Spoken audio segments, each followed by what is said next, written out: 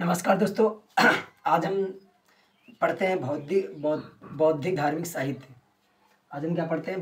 बौद्धिक धार्मिक साहित्य। यानी कि अभी तक हमने ब्राह्मण धार्मिक साहित्य पढ़े थे। अब हम इतिहास के जानने के स्रोतों में बौद्ध धार्मिक साहित्य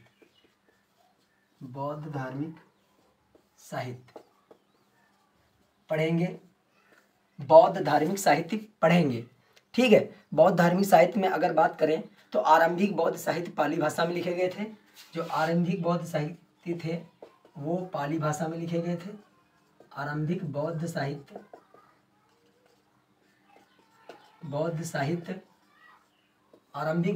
जो है पाली भाषा में लिखे गए। कुछ बौद्ध साहित्य गुप्त और गुप्तोत्तर काल में भी रचे गए। कुछ जो है बौद्ध साहित्य गुप्त काल, कुछ जो है गुप्त काल तथा गुप्तोत्तर काल में लिखे गए संस्कृत भाषा में। वो भी किस भाषा में लिखे गए? संस्कृत भाषा में देखने को मिलते हैं। हम गुप्त काल और गुप्तोत्तर काल में किस भाषा में देखने को मिलते हैं? बौद्ध साहित्य संस्कृत भाषा में भी देखने को मिलते हैं, ठीक है। और समझ में आ रहा है ना? तो सबसे प्राचीन बौद्ध ग्रंथ त्रिपिटक है। यानी कि सबसे प्राचीन बौद्ध ग्रंथ जो है वो त्रिपिटक है। सबसे प्राचीन बौद्ध साहित्य त्रिपिटक है। त्रिपिटक का अर्थ होता है 3 टोकरियों का ज्ञान। इसका अर्थ क्या होता है? 3 टोकरियों का ज्ञान। इसका अर्थ ही होता है 3 टोकरियों का ज्ञान। 3 टोकरियों का ज्ञान। ये 3 टोकरियों का ज्ञान होता है। इसमें नंबर 1 पर आता है श्रुति पिटक, फिर अभिधम पिटक, फिर विनय पिटक। अभिधम पिटक और विनय पिटक। तो हम एक बारी से हम तीनों टोकरियों को पढ़ेंगे और इसमें जानेंगे कि किस किस राजा के बारे में हमको जानकारी मिलती है।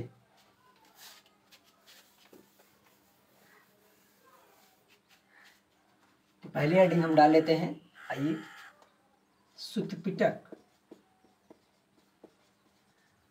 सुत्त पिटक का अर्थ होता है यानी कि सुत्त पिटक में बुद्ध के उपदेश दिए गए हैं।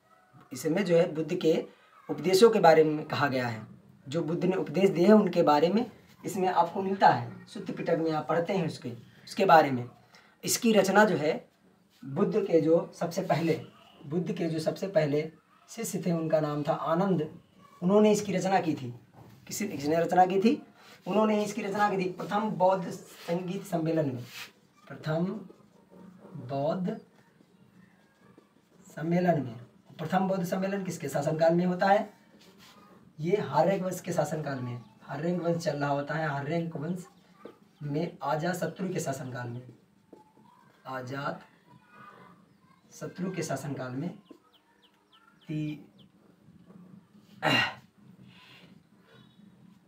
383 ईसा पूर्व में। 483 ईसा पूर्व में 483 ईसा पूर्व में पहली बौद्ध संगीत का आयोजन किया गया और उसी में आनंद ने जो है सुत्त पिटक की रचना की। यानी कि सुत्त पिटक को रच दिया और उसमें बुद्ध भगवान के उपदेशों के बारे में लिखा था, ठीक है। समझ गए ना? अब आता है हमारा और एक बात है कि सुत्त पिटक को हम पूरे विश्वकोश में, यानी कि विश्वकोश भी इसको कहा जाता है। सुत्त पिटक को विश्वकोश कहा जाता है। विश्वकोश को अगर हम इंग्लिश में कहें तो इसको इंसाइक्लोपीडिया भी कहते हैं। इसको इंसाइक्लोपीडिया भी कहा जाता है। यह जो है सबसे बड़ा पिटक माना जाता है। इसको सबसे बड़ा पिटक भी माना जाता है। तो इसको सबसे बड़ा पिटक भी माना जाता है। इसके बाद इसके जो है 5 निकाय हैं। सुत्त पिटक के 5 निकाय हैं। 5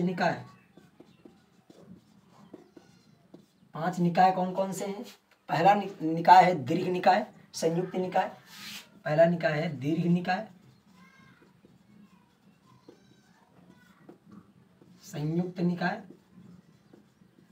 संयुक्त निकाय के बाद आता है हमारा अगुंतर निकाय।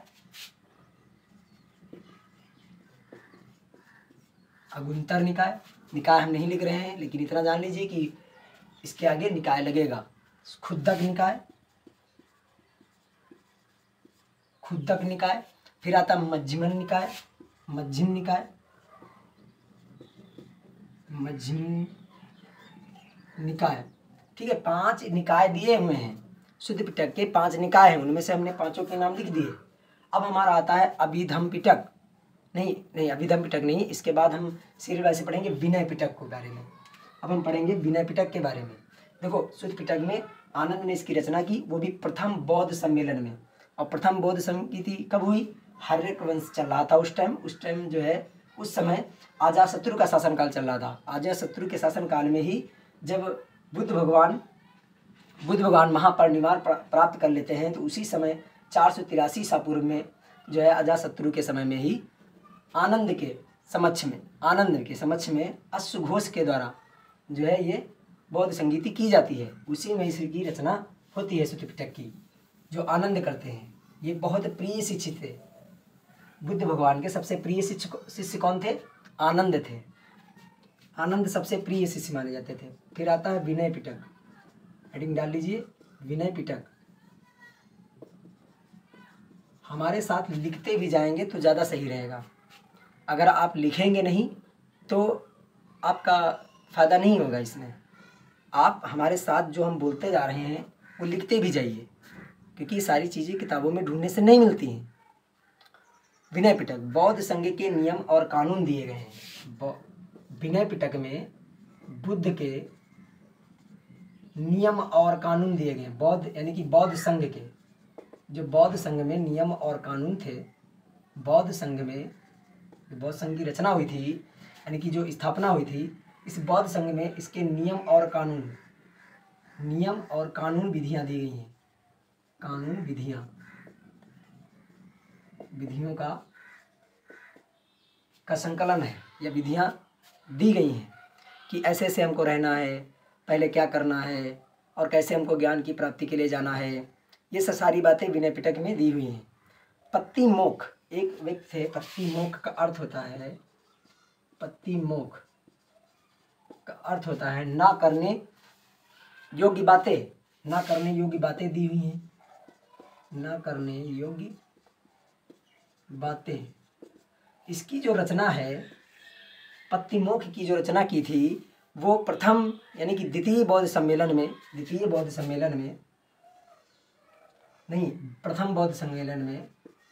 प्रथम बौद्ध संगीति में या सम्मेलन में जो है उपाली ने की थी। किसने की थी? उपाली। और हमने बता दिया प्रथम बौद्ध संगीति कब हुई थी।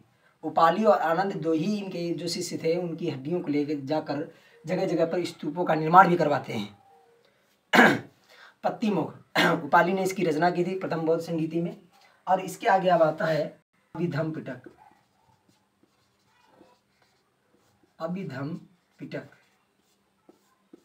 क्या आता है? अभिधम पिटक। दार्शनिक एवं रहस्यात्मक बातें इसमें दी गई हैं। अभिधम पिटक में दार्शनिक एवं रहस्यात्मक बातों का उल्लेख किया गया है। दार्शनिक तथा रहस्यात्मक बातों का उल्लेख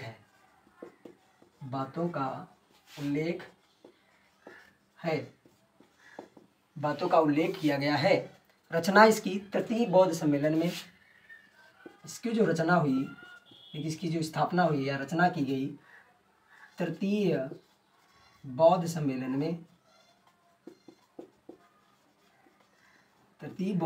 में मोगालीपुत्र तिस्स ने की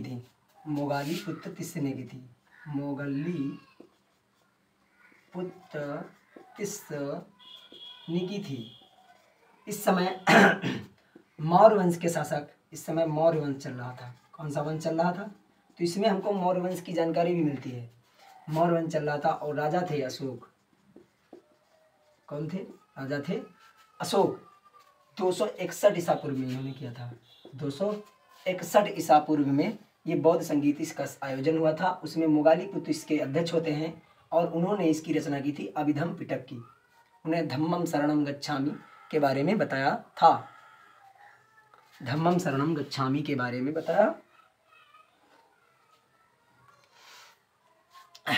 अब आता है जातक ग्रंथ। जातक ग्रंथ पढ़ेंगे हम।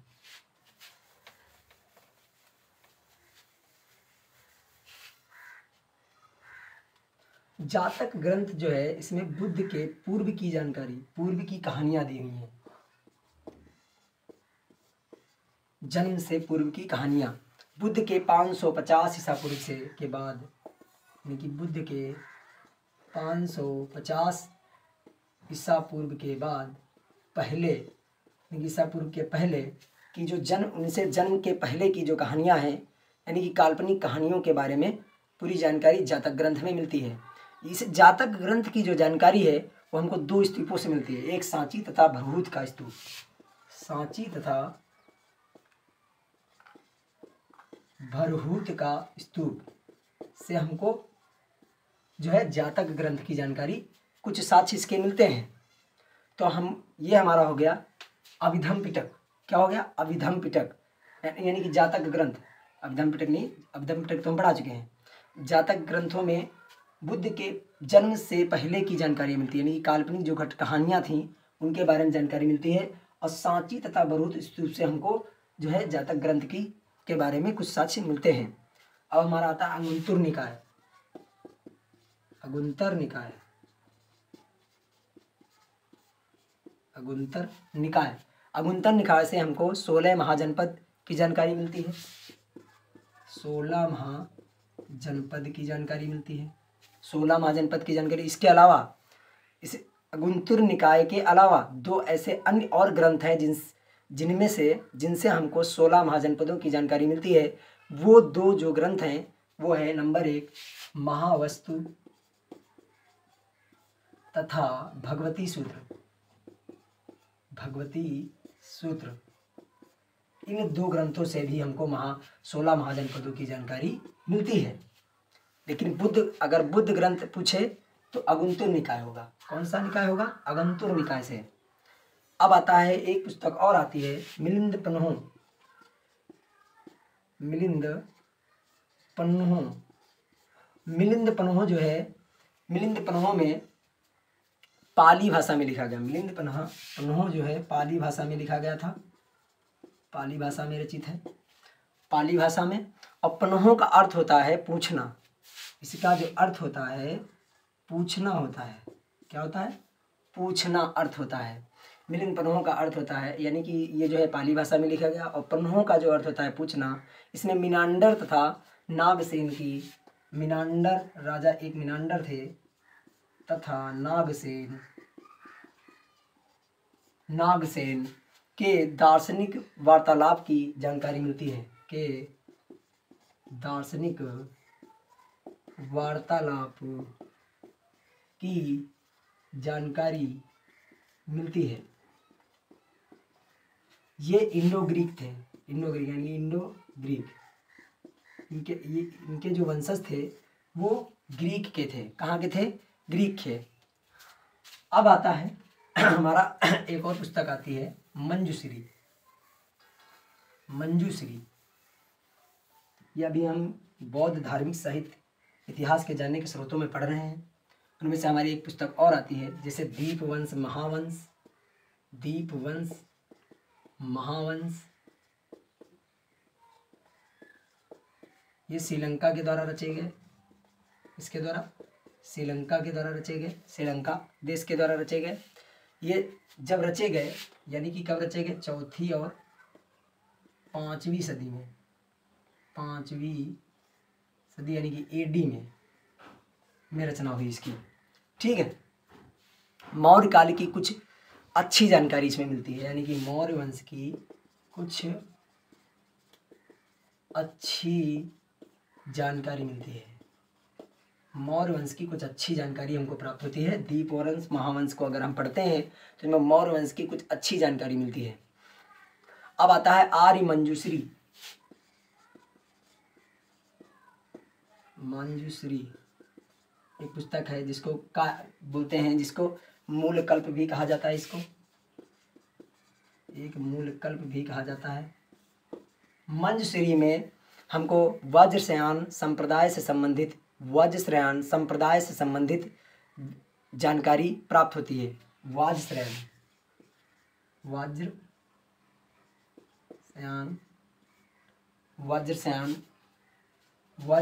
है सर, नहीं, वज्रयान संप्रदाय के बारे में जानकारी मिलती है,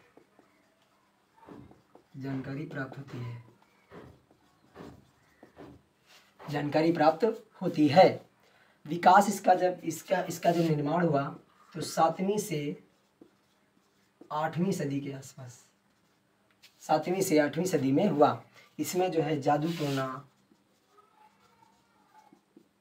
भूत प्रेत, तंत्र मंत्र की जानकारी दी गई है। तंत्र मंत्र की विद्या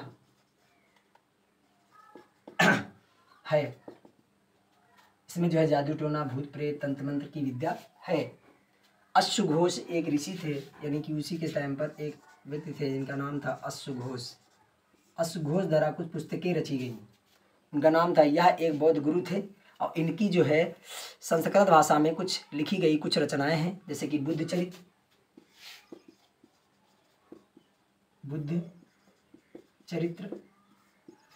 चरित्र के बाद आता है सारिपुत्र प्रकरण,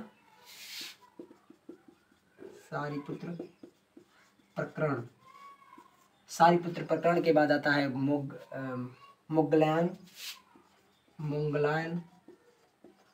पुस्तक मोगलायन हो गई। मोगलायन के बाद आता है सौंदरानंद। ये पुस्तकें जो है अश्वघोष द्वारा रचना की गई इनकी। इसके बाद हम पढ़ेंगे जैन धार्मिक साहित्य, यानी कि जैन धर्म से संबंधित साहित्य पढ़ेंगे। वो हमारा छोटा सा वीडियो होगा, लेकिन बौद्ध धार्मिक साहित्य आज के लिए इतना ही। हम नेक्स्ट वीडियो में जैन धर्म साहित्य को पढ़ेंगे।